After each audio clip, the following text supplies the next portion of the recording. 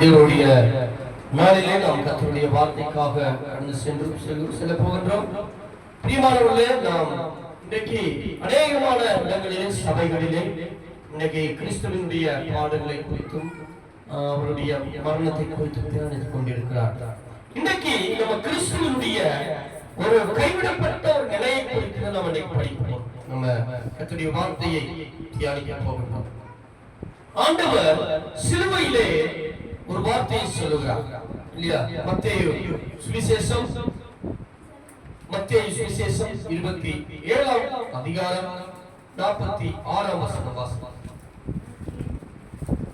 மத்தேயு 27 அதிகாரம் 46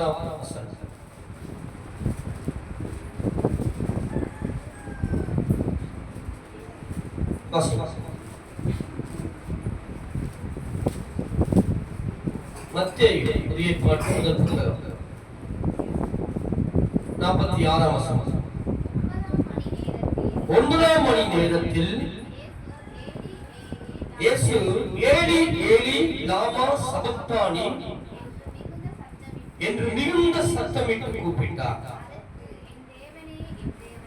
அதற்கு என் தேவனே ஏன் என்னை கைவிட்டீர் என்று அர்த்தமா? நாம் ஜெபம் செய்வோம். கிருபையும் இரக்கமும் நிறைந்த எங்கள் நல்ல தகப்பனே, இந்த நாளுக்காய் ஸ்தோத்திரிக்கின்றோம். ஆண்டவரே, இந்த நாளிலும் கூட நாங்கள் உம்முடைய வார்த்தையை கேட்கும்படியாக உம்மை ஆராதிக்கும்படியாக இந்த இடத்திலே கூடியிருக்கின்ற இவர்கள் ஒவ்வொருவரையும் உடைய கருத்தில் ஒப்புக் கொடுக்கின்றோம். ஆண்டவரே, உடைய வார்த்தை ஜீவன் உள்ளது. உடைய வார்த்தை ஆத்துமாக்களை உயிர்ப்பிக்க கூடியது. ஆண்டவரே, உடைய வார்த்தை இருபுறமும் கருக்குள்ள பட்டயமாய் இருக்கிறது. இந்த வார்த்தையினால் நீங்க வந்திருக்கிற ஒவ்வொருடைய இருதயத்திலும் தேவன் பேசும்படியாய் நாங்கள் சொல்லிக்கிறோம். ஆண்டவரே, இந்த சபையாரை உடைய கருத்தில் கொடுக்கின்றோம். இந்த சபையை நீர் ஆசீர்வதிக்கும்படியாய் நாங்கள் சொல்லிக்கிறோம். இந்த நாளிலே ஆராதனைக்கு வர முடியாதபடி இருக்கின்ற ஒவ்வொருவரையும் உடைய கருத்தில் கொடுக்கிறோம். ஆண்டவரே, வருகிற நாட்களில் தேவன் அவர்களை கொண்டு சேர்க்கும்படியாய் சொல்லிக்கிறோம். யாரெல்லாம் இந்த ஆராதனையிலே வேதனையோடும் கவலைகளோடும் பிரச்சனைகளோடும் சமாதானமற்ற நிலையில் வந்திருப்பார்கள் என்று சொன்னார், நம்முடைய வார்த்தையினூடாக ஒரு தெய்வீக சமாதானத்தை நீர் அவர்களுக்கு கொடுக்க இயேசு நாமத்தினால் ஜெபிக்கிறோம். ஜீவனுள்ள நல்ல பிதாவே, ஆமென். ஆமென். பிரியமானவர்களே, இந்த வேளையிலே நாம் பார்க்க போகின்றோம் இயேசுவின் கைவிடப்பட்ட ஒரு நிலை இல்லையா? இன்னைக்கு நிறைய பேர் கைவிடப்படுறாங்க.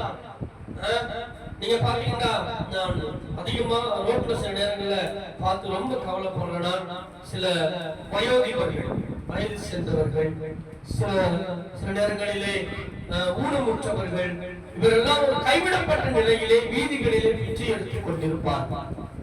அவரை பார்க்கிற பொழுது சில நேரங்களிலே வேதனையாக இருக்கும். ஏனென்றால் ஒரு வயோதிபர், ஒரு பாட்டியோ தாத்தாவோ இருக்கிறார் என்று சொன்னால் அவருக்கு பிள்ளைகளும் பேர பிள்ளைகளும் இருப்பார்கள் இல்லையா? அப்ப எல்லாரும் இருந்து ஒரு கைவிடப்படுவது என்பது மிகவும் வேதனையான. எல்லாரும் இருந்து கைவிடப்படுவது என்பது மிக வேதனையான ஒரு சூழ்நிலை. இங்கு இயேசு கிறிஸ்து ஏலி ஏலி லாமா சபக்தானி என்று சொல்லுகிறார். அதுக்கு என்ன அர்த்தம் என்றால், என் தேவனே ஏன் என்னை கைவிட்டீர்? ஆண்டவராகிய இயேசு கிறிஸ்து இந்த உலகத்தில் வாழ்ந்த நாட்களில் உங்களுக்கு தெரியும் எத்தனை சீசர்கள் இருந்தார்கள்? 12 சீசர்கள் இருந்தார்கள். அவரோடு பின்னி பிணைந்தவர்களாக அவரோடு ஒரே தட்டிலே இருந்து சாப்பிட்டார்கள், ஒரே பந்திலே பானம் கொண்டார்கள், சாப்பிட்டார்கள், உறங்கினார்கள், எப்பொழுதும் அவருக்கு பின்னிக்கே போனார்கள். எல்லா சூழ்நிலைகளிலும் இயேசுவோடு கூட அந்த 12 பேரும் இருந்தார்கள்.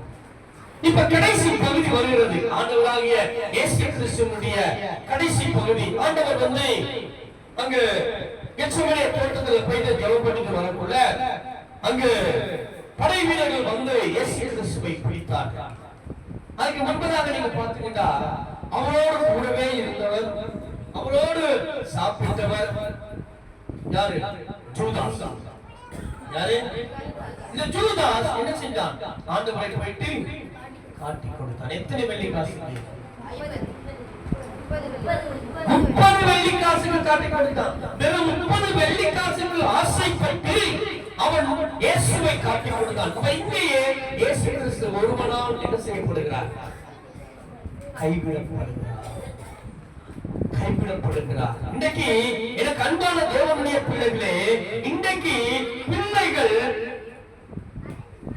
பணத்திற்காக, பிள்ளைகள் அற்பமான சொத்துக்காக, பிள்ளைகள் அற்பமான ஆசைகளுக்காக என்ன செய்கிறார்கள்? தங்களுடைய பெற்றோர்களை கைவிடுறார்கள். இன்னைக்கு தாய் தகப்போட முதியோர் இல்லத்துல கொண்டு போய் சேர்க்கிறவங்க, நீங்க தாய் தகப்பனுக்கு பிறக்காம இருந்திருந்தா நான் சந்தோஷப்படுறேன். அம்மா அப்பாவை கொண்டு போயிட்டு முதியோர் இல்லத்துல சேர்க்கிறவங்களை நான் சொல்ல வேண்டிய ஒரு காரியம், நீங்க அம்மாவோட வயிற்றுல பிறக்காம இருந்திருந்தா நலமா இருக்கும். அந்த தாயோ தகப்பனோ முதியோர் இல்லத்துல யாருடைய சிந்தனையா இருப்பாங்க? பிள்ளைகளால் கைவிடப்பட்ட ஒரு சிந்தனை. இப்ப ஜூதாஸ் என்ன செஞ்சிட்டாரு? ஆண்டவரை கைவிட்டு விட்டான். ஜூதாஸ் ஆண்டவருக்கு துரோகம் செய்து விட்டான். ஜூதாஸ் ஆண்டவருக்கு விரோதமாய் செயல்பட்டு விட்டான். ஜூதாஸ் ஆண்டவருக்கு விரோதமாய் ஆண்டவரை காட்டிக் கொடுத்து விட்டான். எனக்கு பிரியமானவர்களே, சில நேரங்களில் நம்முடைய வீட்டுல, நம்முடைய சொந்த வீட்டுல, நம்முடைய நெருங்கிய உறவுகள் இந்த மாதிரி செயல்படும். நமக்கு விரோதமாக எழும்புவார்கள், நமக்கு துரோகம் செய்வார்கள், நமக்கு விரோதமான காரியங்களில் ஈடுபடுகின்ற பொழுது, நாம் தனிமைப்படுத்தப்படுகின்ற பொழுது நமக்கு என்ன வரும்? நம்ம சந்தோஷமா இருக்குமா? மிக மிக வேதனையை உண்டாக்கும். இப்ப யூதாஸ் காட்டி கொடுத்தான். யூதாஸ் எப்படி காட்டி கொடுத்தான் தெரியுமா? யூதாஸ் எப்படி காட்டி கொடுத்தான்? ஓடி வந்து இயேசுவை கட்டி பிடித்து முத்தமிட்டு, முன்னே சொல்லிட்டான், நான் யாரை போயிட்டு ஓடி போய் கட்டி பிடிச்சு முத்தம் கொடுக்கணும், அவர்தான் யாரு? இயேசு கிறிஸ்து. அப்ப அவன் கட்டி பிடிக்கின்ற பொழுது இயேசு கிறிஸ்து தடை பண்ணல. கவனமா கேளுங்க. இயேசு கிறிஸ்துவை அவன் கட்டி பிடிக்கின்ற பொழுது இயேசு கிறிஸ்து என்ன செஞ்சார்? தடை பண்ணாரா? இங்க கவனிங்க அப்படியே. இயேசு கிறிஸ்து தடை பண்ணாரா? தடை பண்ணல. அவன் ஏன் பண்ணான்? என்னத்துக்காக என்ன கட்டி பிடிக்கிறான்? எல்லாம் இயேசுவுக்கு தெரியுமா தெரியாதா? தெரியும். இயேசுவுக்கு தெரியும். தெரிந்து ஆண்டவர் என்ன செய்தார்? பரவாயில்ல. பிரியமானவர்களே, சில நேரங்கள்ல சில பேர் நினைக்கிறது, இந்த பூனை வந்து என்னது பால் குடிச்சா, பூனை பால் குடிச்சா உலகத்துக்கே தெரியும், அதை கண்ண முடியும் இருக்குது. ஆனா அது நினைப்பேன், நான் பால் குடிக்கிறது உலகத்துக்கே தெரியாது. ஆண்டவர் எல்லாவற்றையும் அறிவார்.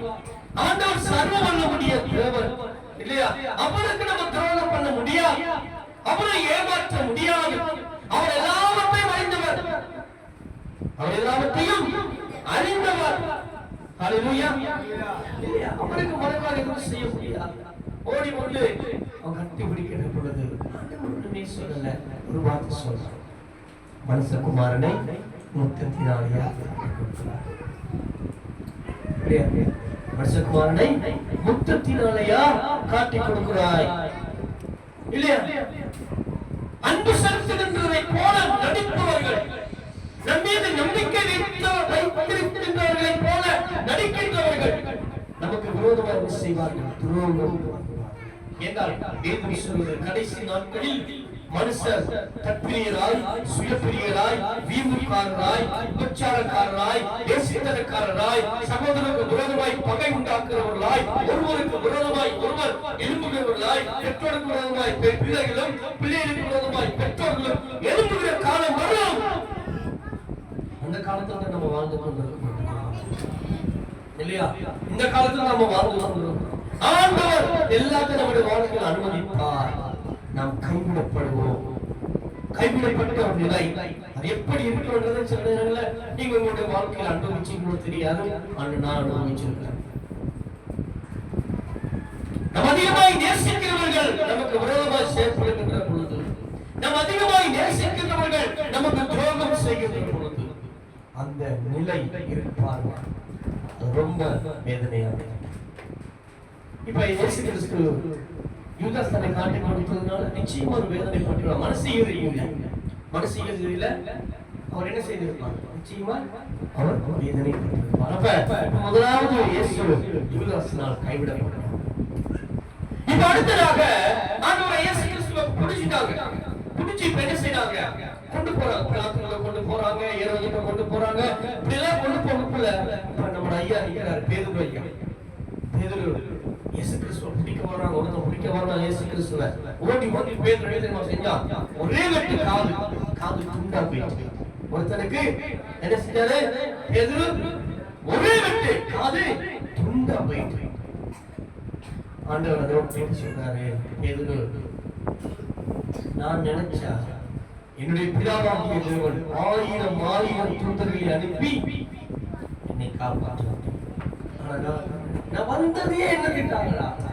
உங்களுக்காக மறிப்பதற்காக, உங்களுக்காக மறிப்பதற்காக நான் வந்தேன். நான் நினைச்சா 1000 தூதர்களை தேவன் அனுப்புவார் சொல்லி அந்த பேதுருவை பார்த்து சொன்னார், நீ இன்னைக்கு என்னை மறுதலிப்ப, இன்னைக்கு என்னை மறுதலிப்ப. பேதுரு சொல்றான், ஆண்டவரே, என்னுடைய உயிர் போனாலும் நான் உங்களை மறுதலிக்க மாட்டேன். ஆண்டவர் சொன்னார். ஆண்டவர் அமைதியா சொன்னார், இல்ல பேதுரு, இன்னைக்கு சேவலுக்கு போவதற்கு முன்னதாக நீ 3 தடவை என்ன மறுதலிப்ப.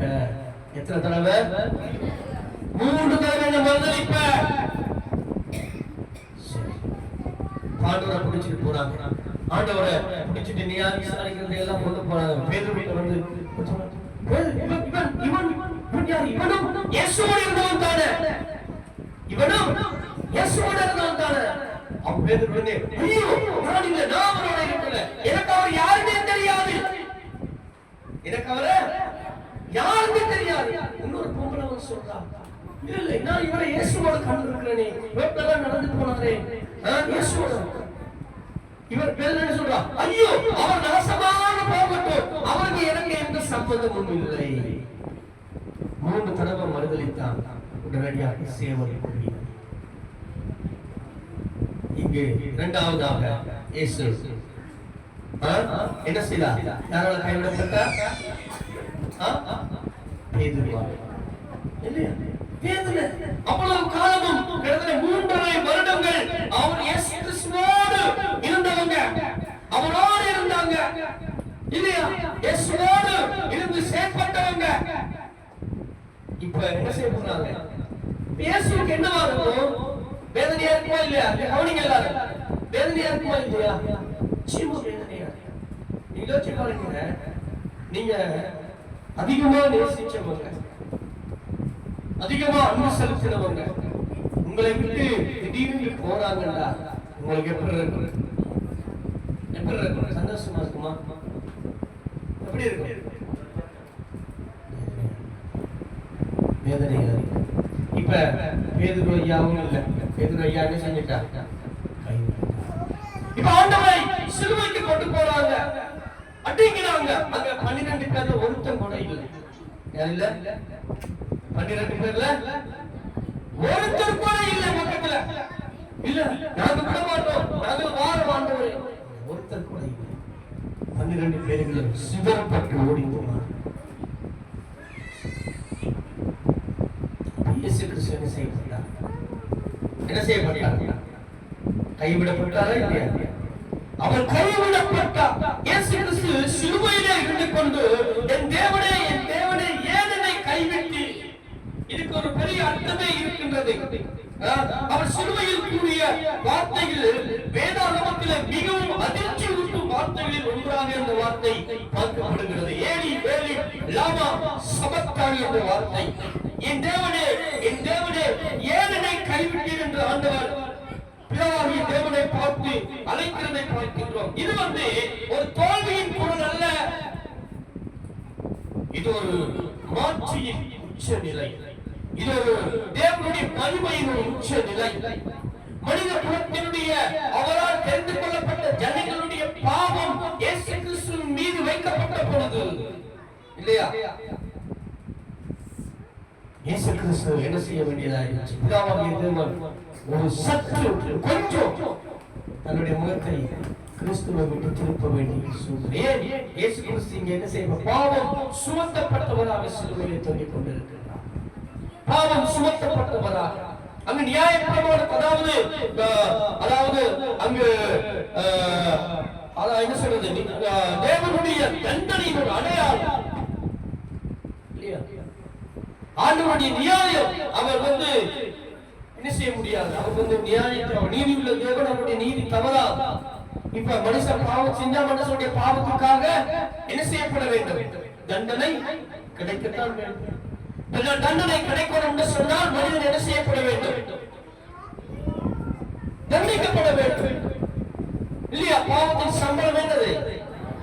மரணம், நித்திய மரணம். அப்படி என்றால் இந்த மனிதன் பரலோக ராஜ்யத்தில் போகணும் என்றால் என்ன ஒரு வழி இருக்கிறது? ஒரே ஒரு வழி, இயேசு கிறிஸ்து. ஹல்லேலூயா. ஒரே ஒரு வழி, இயேசு கிறிஸ்து. அவர் நமக்காக கைவிடப்பட்டார்.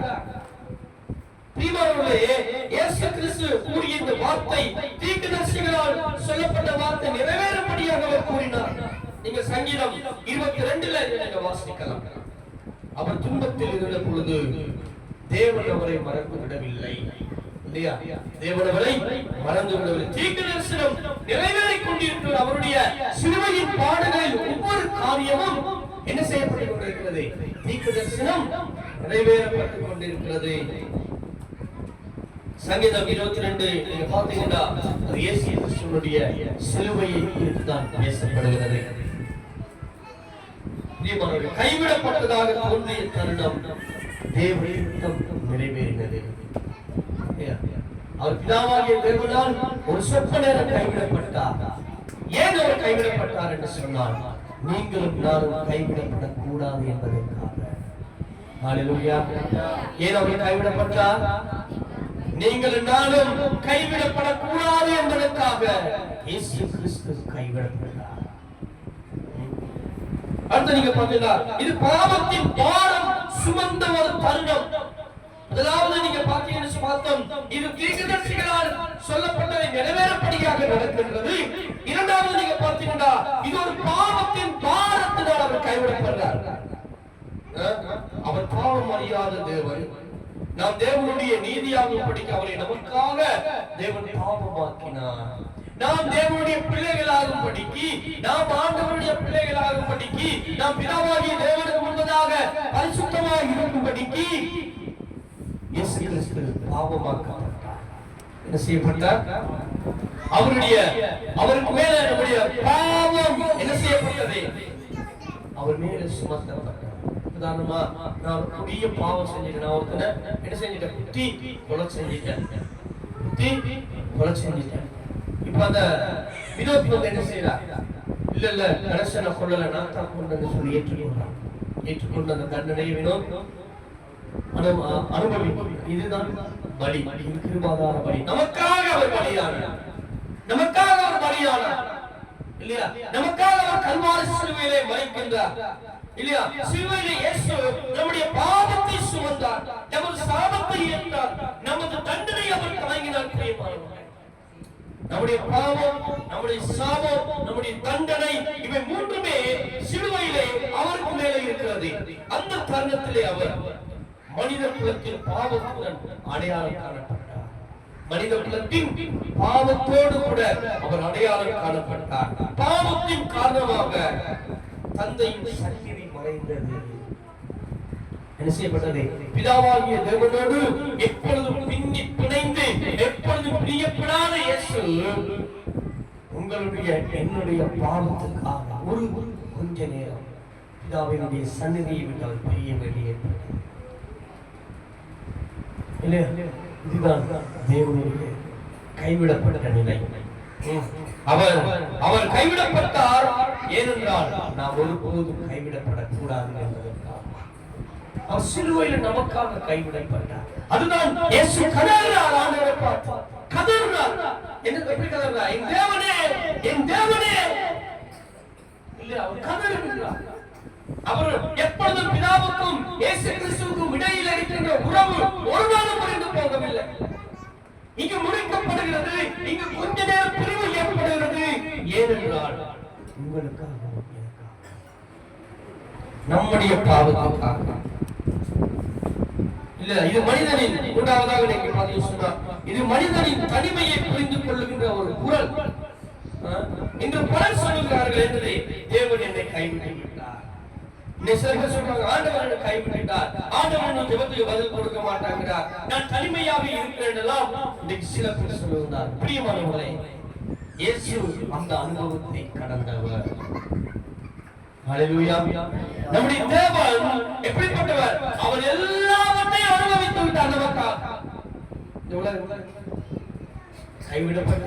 கைவிடப்பட்டார், அவரால் நேசிக்கிறவர்களால் துரோகம் செய்யப்பட்டார், புறக்கணிக்கப்பட்டார், பாடுபட்ட ஏசாயா 53 பாருங்க.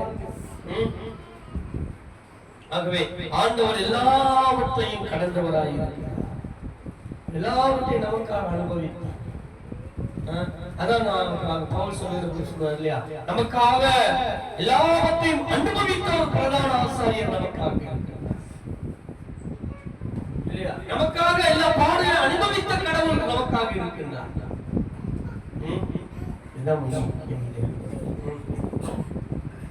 நாம் கைவிடப்பட்டதாக உணரும் பொழுது பிரியமானவர்களே, அவர் நம்மோடு இருக்கிறார். சில நேரங்களில் உங்களுடைய உறவுகள் உங்களை கைவிடலாம், உங்களுடைய சொந்த மனைவியை உங்களை கைவிடலாம், உங்களுடைய கணவன் உங்களை புரிந்து கொள்ளாமல் இருக்கலாம், உங்களுடைய மனைவி உங்களை புரிந்து கொள்ளாமல் இருக்கலாம், உங்களுடைய பக்கத்து வீட்டுக்காரர்கள் உங்களுடைய உறவுகள் உங்களை புரிந்து கொள்ளாமல் இருக்கலாம். யாரும் உங்களை கைவிடலாம், ஆனால் இயேசு உங்களை கைவிட மாட்டார். என் ஆண்டவர் சொல்றார், நான் உன்னை கைவிட மாட்டேன், நான் உன்னை கைவிட மாட்டேன். நான்காவது நம்ம பார்க்கிறோம், கைவிடப்பட்ட நிலை என்பது நிரந்தரம் அல்ல. பிதாவாகிய தேவன் சற்று நேரம் அவருடைய முகத்தை மறைத்துக் கொண்டார் என்று சொன்னால் நிரந்தரமாக அவர் இயேசுவை விட்டு மறைத்துக் கொள்ளவில்லை. சங்கீதம் 22 நீங்க பாத்தீங்கன்னா அது வேதனையோடு தொடங்குகிறது, ஆனால் அந்த சங்கீதம் ஜெயத்தோடு முடிகிறது. வேதனையோடு தொடங்குகிறது, ஜெயத்தோடு முடிகிறது. இங்கு வேதனையோடு சிலுவையின் பாடுகள் நடக்கிறது, ஆனால் வெற்றி சிறக்கிறார் இயேசு கிறிஸ்து. ஹல்லேலூயா.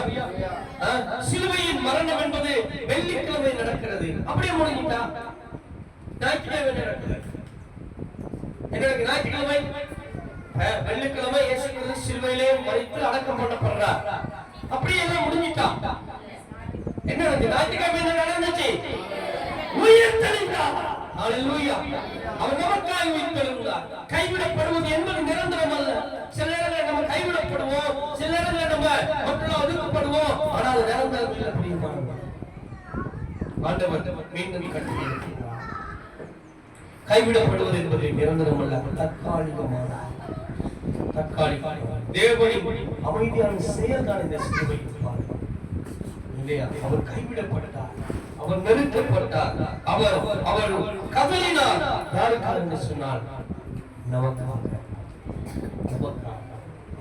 இதனால் இயேசு கிறிஸ்துவினால் நமக்கு கிடைத்த ஆசீர்வாதம் என்னன்னு சொன்னால், இயேசு கைவிடப்பட்டதால், இயேசு நமக்காக அந்த கொஞ்ச நேரம் அவர் கைவிடப்பட்டதால் நமக்கு கிடைத்த ஆசீர்வாதம் என்ன தெரியுமா? நாம் தத்தெடுக்கப்பட்டோம். ஹல்லேலூயா. நாம் என்ன செய்யப்பட்டோம்? தத்தெடுக்கப்பட்டோம். யாரால? பிதாவாகிய தேவனால நாம் தத்தெடுக்கப்பட்டிருக்கிறோம். இயேசு கைவிடப்பட்டார், தன்னுடைய சொந்த குமாரன் கைவிடப்பட்டார்.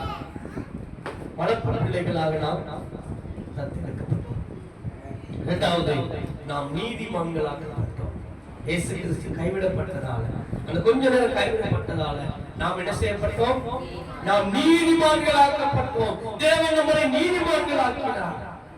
மூன்றாவதாக, நாம் தேவனுடைய பிள்ளைகளாகிறோம். இன்னைக்கு அப்பா பிதாவே என்று நாம் அழைக்கக்கூடிய புத்திர சுவிகாரத்தை நாம் பெற்றிருக்கிறோம். யாரால பெற்றிருக்கிறோம்? இயேசுவால பெற்றிருக்கிறோம். பிரியமானவர்களே, இயேசு கிறிஸ்துவால நாம் பெற்றிருக்கிறோம் இல்லையா? நாம் அப்பா தந்தை என்று தேவனை அழைக்க முடியும். ஹல்லேலூயா. அவர் கைவிடப்பட்டார். பாருங்க, கடைசி சிலுவையில யாருமே இல்லை. கடைசியில் அவருடைய தாயும் அவருக்கு அன்பான சீசன் யாரு? ஜோவான் இருக்கிறாங்க. ஜோவானை பார்த்து சொல்றார், ஜோவாப்பா, இதோ உன்னுடைய தாய், இதோ உன்னுடைய தாய். மரியாதை சொல்றார், மரியாதை இதோ உன்னுடைய மகன். அவர் கைவிடப்பட்டவரால் சிலுவையில் தொங்கிக் கொண்டிருந்தார். தன்னுடைய தாய் கைவிடப்படுவதை அவர் விரும்பவில்லை. கவனமா கேளுங்க, கவனமா கேளுங்க. அவர் கைவிடப்பட்டவராக சிலுவையிலே தொங்கிக் கொண்டிருந்தாலும் தன்னுடைய தாய் அனாதரவாக கூடாது என்பதை அவர் யோசித்தார். அவர் கைவிடப்பட்ட நிலையிலே சிலுவையில உயிர் போகிறது.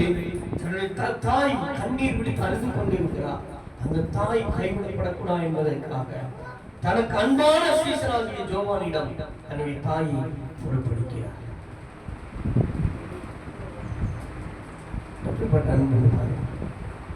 இன்னைக்கு நிறைய பிள்ளைகள் இந்த இடத்துல இருக்கீங்க. உங்களோட அம்மா அப்பாவை நீங்க எந்த அளவுக்கு நேசிக்கிறீங்க? உங்களுக்கு பிரச்சனை வந்தாலும் போராட்டம் வந்தாலும் நான் என்னுடைய அம்மா அப்பாவை பார்த்துக்கிறேன், நான் என்னுடைய அம்மாவை நான் பார்த்துக்கிறேன். இன்னைக்கு சில கணவன்மார் தங்களுடைய மனசு பேச கேட்டு அம்மா என்ன செய்வது வீட்டு பக்கம் இருக்கிறது இல்லை. சில மனைவிமார் தன்னுடைய கணவன் பேச்சை கேட்டுட்டு தன்னுடைய தாய் தகப்பனை மதிப்பதில்லை. நீ கல்யாணம் கட்டாலும் உங்க அம்மாவுக்கு நீ யாரு உள்ளதான. ஆகவே கைவிடப்படுதல் என்பது அது ரொம்ப வேதனையானது. இயேசு கிறிஸ்து அந்த வேதனையை அனுபவித்தார் இல்லையா? உங்களுடைய வாழ்க்கையில நீங்க கைவிடப்பட்டிருக்கலாம், உங்களுடைய வாழ்க்கையில நீங்க போராட்டங்கள் சந்திச்சு கொண்டிருக்கலாம். இன்னைக்கு ஆண்டவர் உங்களை பார்த்து சொல்றார், என் மகனே என் மகளே, நான் உன்னை விட்டு விலகுவதும் இல்லை, உன்னை கைவிடுவதும் இல்லை. நான் உன்னை விட்டு விலகுவதும் இல்லை, உன்னை கைவிடுவதும் இல்லை. உன்னுடைய நண்பர்கள் உன்னை விட்டு விலகி போகலாம், உன்னுடைய உறவுகள் உன்னை கைவிடலாம், உன்னுடைய மனைவி உன்னை விட்டு விலகி போகலாம், உன்னுடைய பிள்ளைகள் உன்னை விட்டு விலகி போகலாம். இயேசு உன்னை பார்த்து சொல்லுகிறார், நான் உன்னை விட்டு விலகுவதும் இல்லை, உன்னை கைவிடுவதும் இல்லை. இல்லையா? அந்த இயேசுவுக்கு நம்முடைய வாழ்க்கையை நம்ம அர்ப்பணிப்போம். அந்த ஆண்டவர் நம்முடைய வாழ்க்கையை நம்ம அர்ப்பணிப்போம். அவர் சிலுவையிலே அவர் கேட்ட அந்த குரல் இல்லையா, அது ஒரு மாட்சியின் குரல், அது ஒரு வெற்றியின் குரல். சில நேரம் நாம் மனசோர்வில் இருக்கலாம், ஜெபத்துக்கு பதில் இல்லாமல் இருக்கலாம், நாம் தனிமையில் இருக்கலாம். விளங்கிக் கொள்ளுங்க பிரியமானவர்களே, கைவிடப்பட்ட ஒருவரே, அது இயேசு, நீங்கள் அல்ல. கைவிடப்பட்டவர் ஒருவரே, அது இயேசு, நீங்கள் இல்லை. இல்லையா? நமக்காக கைவிடப்பட்டவர் யாரு? இயேசு. ஆனால் நாம் என்ன செய்யப்படவில்லை, கைவிடவில்லை. நம்மளோடு பிதாவுடைய கரத்தை நம்மளோடு இணைப்பதற்காக இயேசு கிறிஸ்து கைவிடப்பட்டார். என்ன அன்பு பாருங்க, எவ்வளவு பெரிய அன்பு பாருங்க. உலகம் உண்டானது, அதாவது கடவுளை யாரும் படைக்கல, பிதாவும் குமாரனும் பரிசுத்த ஆவியானவரை பிரிக்கவே முடியாதவர்கள், இணைக்கப்பட்டவர்கள். ஆனால் குமாரனுக்கும் பிதாவுக்கும் இடையில் ஒரு சிறிய ஒரு பிளவு வந்தது. யாருக்காக? ஒரு கைவிடப்பட்ட ஒரு நிலை உருவானது யாருக்காக? எத்தனை எண்ணிக்கை கணக்கான கடவுளை யாரும் உருவாக்க முடியாது, ஆதி மந்தமும் இல்லாத இல்லையா? அப்படி இருந்தவர் அந்த இயேசு கிறிஸ்து நமக்காக செய்யப்பட்டார். கொஞ்ச நேரம் கைவிடப்பட்டார். பிரியமானவர்களே, இன்றைக்கு ஆண்டவர் உங்களுடைய பாவத்தை அவரிடத்தில் ஒப்புக்கொடுங்க. நீங்க உங்களுடைய பாவங்களை தேவனிடத்தில் ஒப்புக்கொடுங்க, உங்கள் வேதனையை அவரிடம் கொடுங்கள், உங்கள் தன்மையை அவரிடத்தில் ஒப்புக்கொடுங்க. கைவிடப்பட்ட சிலுவையில் இயேசு இந்த வாழ்க்கையிலே ஜெயமாக மாற்றுவார். நாம் யாரும் இழந்திருப்போம், யாரும் இழந்திருக்கலாம். ஒரு விஷயம் நாம் நம்முடைய ஆராய்ந்து பார்க்க முடியும். எனக்கு அன்பான சகோதரனே சகோதரியே, உன்னுடைய வாழ்க்கையில நீ கைவிடப்பட்ட ஒரு வாழ்க்கை வாழலாம், உன்னுடைய வாழ்க்கையில ஒரு போராட்டமான வாழ்க்கை வாழலாம், உன்னுடைய வாழ்க்கையில ஒரு வேதனையான வாழ்க்கை வாழலாம். ஆகவே ஒருவிடப்படுவோம். ஒரு விஷயம் கண்களை மூடி நாம் செபிக்க போகிறோம். ஒரு விஷயம் நாம் கண்களை மூடி செபிக்க போகிறோம். நம்மளை ஆராய்ந்து பார்ப்போம். நம் மனிதர்களால் கைவிடப்படலாம், நம் மனிதர்களால் புறக்கணிக்கப்படலாம், மனிதர்களால் நாம் தூக்கி எறியப்படலாம். இலக்கண்பான சகோதரனே சகோதரியே, நீ தேவனோடு உறவாயிருக்கும்படியாக, பிதாவாகிய தேவனோடு நீ உறவாயிருக்கும்படியாக இயேசு கிறிஸ்து கைவிடப்பட்டார். நாம் கைவிடப்படக்கூடாது என்பதற்காக அவர் கைவிடப்பட்டார். அவர் கைவிடப்பட்டார். நீங்கள் தேவபிதாவாகிய தேவனோடு இணைந்திருக்க வேண்டும் என்பதற்காக இயேசு கிறிஸ்து கைவிடப்பட்டார். எனக்கு அன்பானவர்களே, சிந்திச்சு பாருங்கள். நம்முடைய வாழ்க்கையிலே எத்தனையோ தனிமைகள் நம்முடைய வாழ்க்கையில் வந்திருக்கலாம். எத்தனையோ போராட்டங்கள் நம்முடைய வாழ்க்கையில் வந்திருக்கிறது. மனிதர்கள் ஒருவேளை நம்மளை கைவிடலாம், ஆனால் தேவன் ஒருபோதும் நம்மை கைவிட மாட்டார். தேவன் நம்மை ஒருபோதும் கைவிட மாட்டார். அவர் நம்மை அழைத்த தேவன் உண்மையிலவராக இருக்கிறார். அழைத்த தேவன் உண்மையிலவராக இருக்கிறார். அந்த தேவன் நம்மை கைவிட மாட்டார். தீமையின் பாதையில் அகப்பனே சுமந்ததை நான் மறப்பேனோ, சுமந்ததை நான் மறப்பேனோ, தீமையின் பாதையில் தகப்பனே தோழி, சுமந்ததை நான் மறப்பேனோ, சுமந்ததை நான் மறப்பேனோ. எத்தனை அன்பு என்ன, எத்தனை பாசம் என்ன, எத்தனை அன்பு என்ன, எத்தனை பாசம் என்ன, இதற்கு என்ன தருவேன் நான், இதற்கு என்ன தருவேன் நான், இதற்கு என்ன தருவேன் நான், இதற்கு என்ன தருவேன் நான்.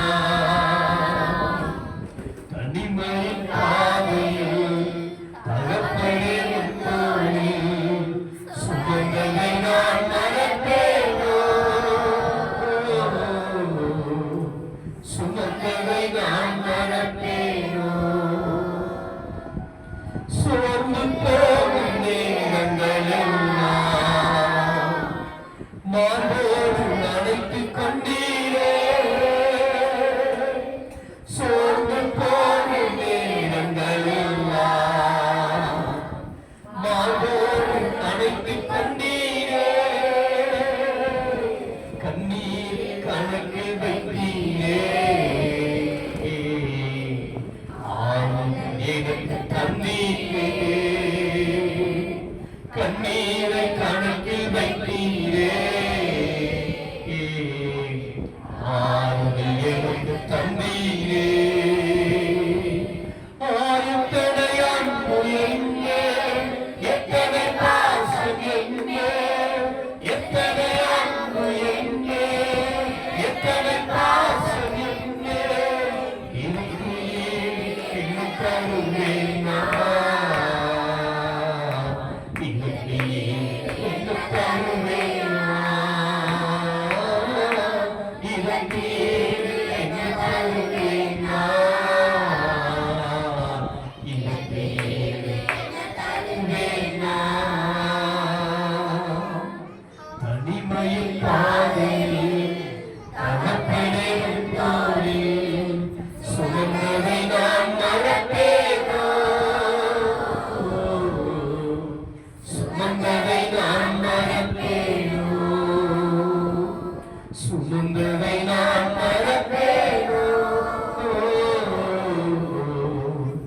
சுமந்ததை நான் மறப்பேனோ.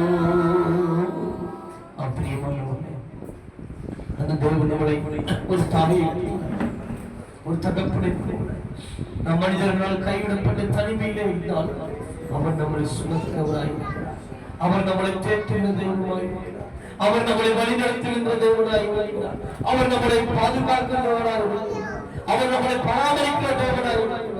ஆயுள் நம்மளை கைவிடலாம், ஆனால் இயேசு நம்மளை கைவிட மாட்டார். அவர் வாக்கு பண்ணியது ஒரு உண்மையில் அவர் நம்மளை மரண பரியந்த நம்மை நடத்த அற்புதமானவராக இருக்கிறார். கிருபையும் இறக்கையும் நிறைந்த தகப்பனே, சில நேரங்களில் நாங்கள் மனிதர்களால் கைவிடப்படுகிறோம் ஆண்டவரே, மனிதர்களால் வெறுக்கப்படுகிறோம் ஆண்டவரே. நாங்கள் நம்பினவர்கள், நாங்கள் நேசித்தவர்களே எங்களை நம்புவதில்லை ஆண்டவரே. எங்களை துரோகம் பண்ணுகிறார்கள் ஆண்டவரே, எங்களை விட்டு விலகுகிறார்கள் ஆண்டவரே. ஆனால் நீ ஒரு பொழுது உங்களை கைவிட மாட்டேன். நீர் ஒரு பொழுது உங்களை விட்டு விலக மாட்டீர்கள். நாங்கள் பல நேரங்களில் பல விதத்தில் நாங்கள் கைவிடப்பட்டால் அது உண்மை நல்லா மனிதர்களால், ஆனால் நீர் எங்களை கைவிடாது, நீர் எங்களை விட்டு விலகாது. ஆண்டவரே, நீர் எப்பொழுதும் எங்களை பாதுகாக்கிறோம், எங்களை பராமரிக்கிறோம், எங்களை அன்பு செலுத்துகிறவர்கள், எங்களை நேசிப்பதற்காக. ஆண்டவரே, உங்கள் குமாரனாகிய கிறிஸ்து அவர் கைவிடப்பட்டார். உமக்கு நன்றி. அவருடைய தியாகத்துக்காய் நன்றி. இயேசுவே, நீர் எங்களுக்காய் பட்ட பாடுகளுக்காய் நன்றி. உமக்கு நன்றி செலுத்துகிறோம். இந்த இடத்துல யாரெல்லாம் தங்களை ஐயோ நாங்கள் கைவிடப்பட்டு விட்டோம், நாங்கள் புறக்கணிக்கப்பட்டு விட்டோம், எங்களுக்கு யாரும் இல்லையே என்று கலங்கினார். ஆண்டவரே, நீர் அவளை தேற்றி நான் உன்னோடு இருக்கிறேன், கலங்காது திகையாது, நான் உன் தேவன், நான் உன்னை கைவிட மாட்டேன் என்று சொல்லி அந்த வார்த்தை அவளை தேற்றும்படியாயிற்று. ஆசீர்வதித்து வழிநடத்துங்கள். இயேசுவின் நாமத்தில் ஜெபிக்கிறோம் ஜீவனுள்ள நல்ல பிதாவே, ஆமென். நன்றி. நாம் யாவருக்கும் பிரியமானவர்களே, நாம்